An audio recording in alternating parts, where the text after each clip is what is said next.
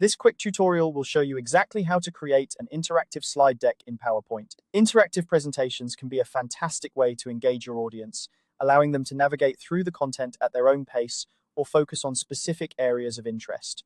Today, we'll cover how to set up menu buttons and add pop-up elements, making your slide deck both dynamic and user-friendly. Let's start with creating menu buttons. These will allow your audience to jump directly to different sections of your presentation. First, select a shape or text box that you want to use as a menu button.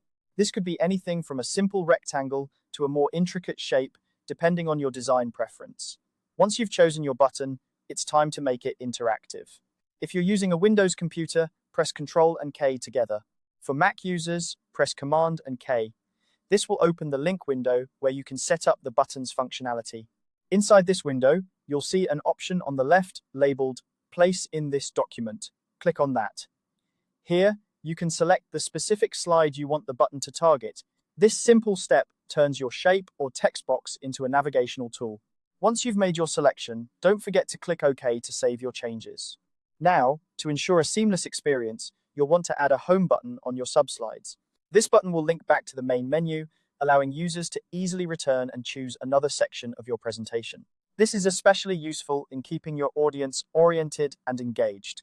Next, let's enhance your presentation with pop-up elements using trigger animations.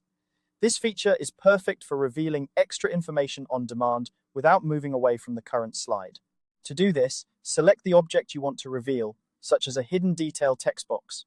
With your object selected, navigate to the Animations tab at the top of the screen. Here, you'll find a range of entrance effects like fade or appear. Choose the one that best fits your presentation style. After applying the animation, the next step is to set up the trigger. With the animation still selected, look for the trigger option in the ribbon toolbar. Click on it, and you'll see an option labeled On Click Of.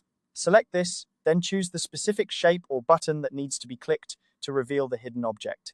This adds an interactive layer to your slide, allowing viewers to explore additional information with a simple click.